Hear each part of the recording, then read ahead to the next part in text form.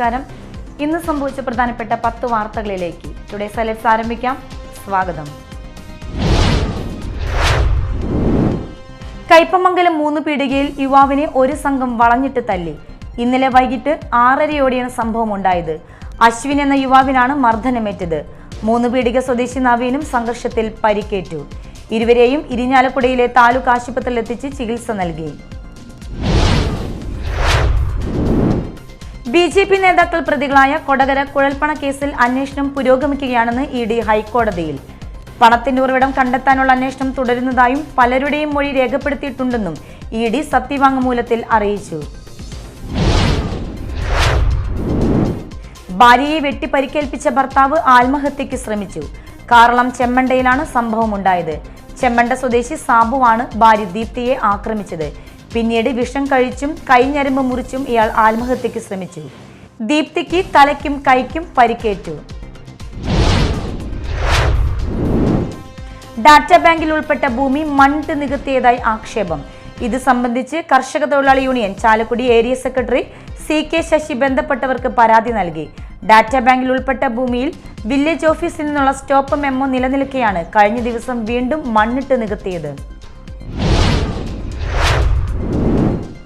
മാളയിൽ റോഡിലേക്ക് മാലിന്യം നിക്ഷേപിച്ചവർക്കും മലിനജലം പൊതുസ്ഥലത്തേക്ക് ഒഴുക്കിവിട്ടവർക്കും നോട്ടീസ് നൽകി.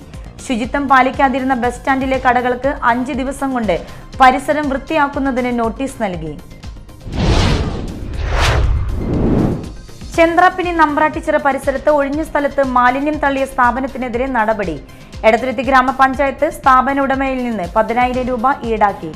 ഏപ്രിൽ 15-നാണ് ആളൊഴിഞ്ഞ പറമ്പിൽ ജീർണ അജീർണ മാലിന്യങ്ങൾ നിക്ഷേപിക്കുകയും അത് തീയിട്ട് നശിപ്പിക്കുവാൻ ശ്രമിക്കുകയും ചെയ്തത്. കൊടും ചൂടിന് ആശ്വാസമായി തീരദേശത്ത് വേനൽ മഴയെത്തി. മണിക്കൂറുകളോളം പെയ്ത മഴയിൽ തൃപ്രയാറിൽ വെള്ളക്കെട്ട്.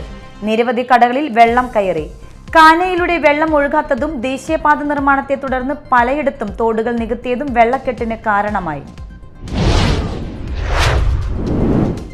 കുടിവെള്ള വിതരണ പൈപ്പ് മാറ്റി സ്ഥാപിക്കുന്നതിനായി റോഡ് കുഴിച്ച് കരാറുകാരൻ. വഴിയടഞ്ഞ് നാട്ടുകാർ. കൊടുങ്ങല്ലൂർ നഗരത്തിൽ ചന്തപ്പുര ജംഗ്ഷനിൽ നിന്നും ഉഴവത്ത് കടവിലേക്കുള്ള റോഡിന് നടുവിലാണ് വാട്ടർ അതോറിറ്റിയുടെ പൈപ്പ് മാറ്റി സ്ഥാപിക്കുന്നതിനായി കുഴിയെടുത്തത്. വരന്തരപ്പള്ളി മുപ്ലിയും പാറക്കുളത്ത് യുവാവിനെ വീട്ടുകിണറ്റിൽ മരിച്ച നിലയിൽ കണ്ടെത്തി. ജാർഖണ്ഡ് സ്വദേശി 24 വയസ്സുള്ള ധീരജ് സിംഗ് ആണ് മരിച്ചത്.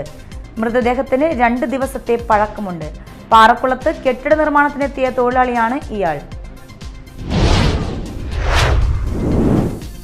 ആലുവ അദ്വൈതാശ്രമത്തിൽ നിന്നും മലമ്പാമ്പിനെ പിടികൂടി. പെരിയാറിലേക്കുള്ള കനാലിലൂടെയാണ് മലമ്പാമ്പ് എത്തിയത്. ആശ്രമത്തിന്റെ മതിലിനരികിൽ കിടന്ന പാമ്പിനെ കാക്കകൾ ആക്രമിച്ചതോടെ മലമ്പാമ്പ് മരത്തിൽ കയറി ചുറ്റിക്കിടന്ന നിലയിലാണ് കാണപ്പെട്ടത്.